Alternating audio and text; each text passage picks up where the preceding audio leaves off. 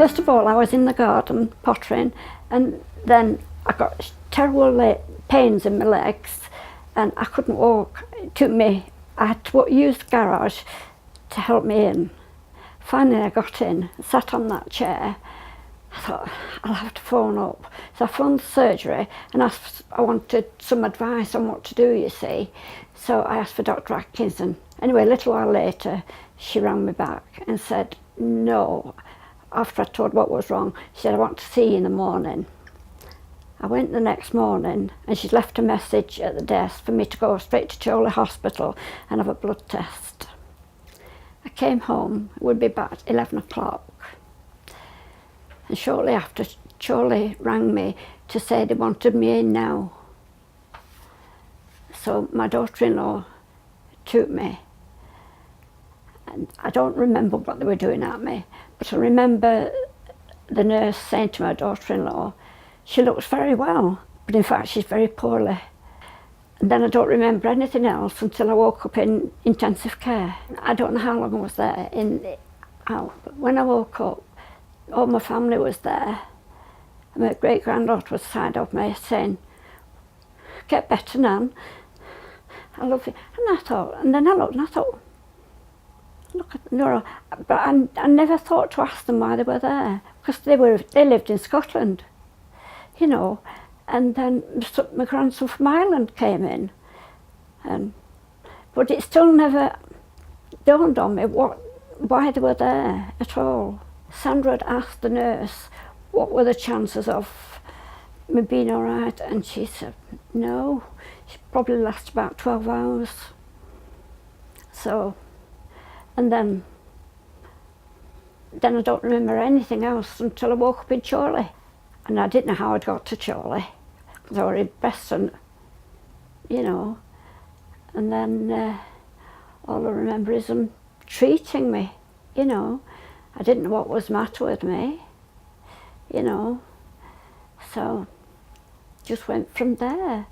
My son came over from Australia, and the doctor and me and sister, I presume, had a meeting with them and told them that I would be better off in a nursing home, as I don't suppose they could do any more for me, you know.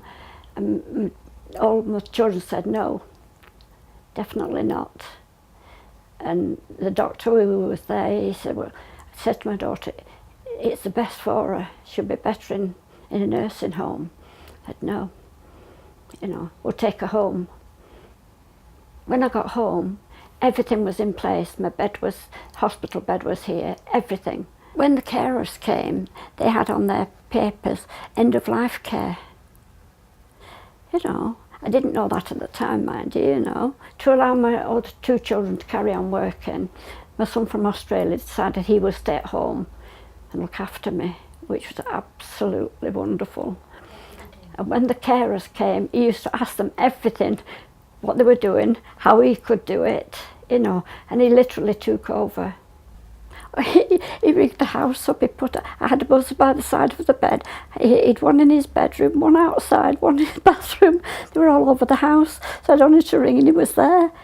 He had all my medication on the fireplace with all sticky notes when I had to take them, what time I'd take them, everything.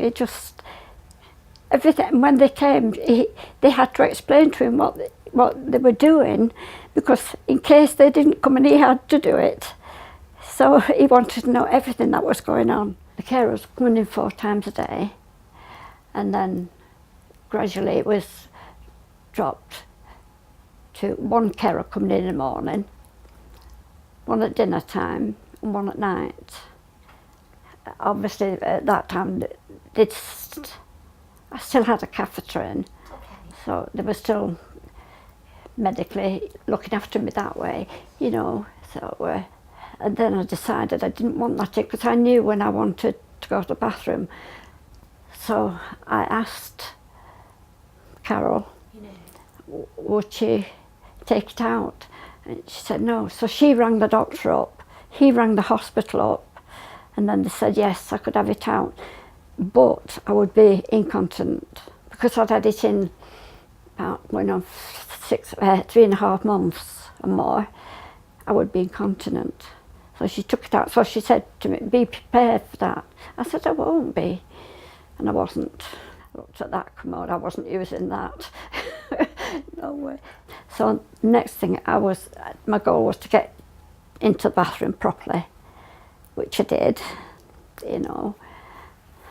And now I'm down to one care in the morning and one at tea time. Thinking of knocking one off now. I've cancelled the weekend ones because I'm always out with my daughter, and there's always someone here anyway, you know. I'm slowly getting back to how I was. I've gone back to my singing group. I've gone back to my driving. I'm doing my own shopping.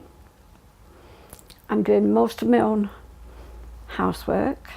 Oh, I feel fine now. Absolutely wonderful. Yeah, yeah.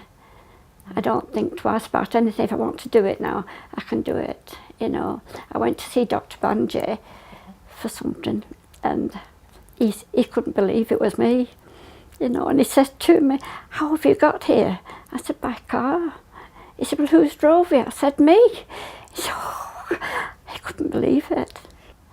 I'm gradually getting my life back, really, you know, but it's all to all the help I've had, you know. I don't think I could have done it without the help, you know. One day when I managed to get out into the garden, I sat on the bench and I looked around and I thought, you know, I shouldn't be here. And I thought, but I am. And it's all thanks to all the carers, doctors, everything. I wouldn't have, and I could see, and I thought, I'm so lucky. I really did think I was so lucky. I'm going to trim all the bushes down because it's a mess, because nobody's done anything at it, obviously. So my next goal now is to get my garden straight. And I will, yes, yeah. Because I know it was really emotional when we wrote your story, and I know I found it emotional when I was typing it up, and I know you found it a little bit emotional when we read it together, didn't we? Because I don't think you'd realised just how far you'd come. No, because I didn't realise how ill I was, which is a good thing, I think, isn't it? It must have been hard for your family. Yes, it must have been terrible for them, yeah, you know. But you're here now. I'm here now, yeah. And you're back to yourself. Yes. And you've got your singing group. Yes, yeah, yes. Fabulous. How do you feel in yourself now? I feel wonderful in myself, yeah. Yeah, I've just got to get me walking as I was. Not doing so well, it's bad, you know, but yeah, I'll get there.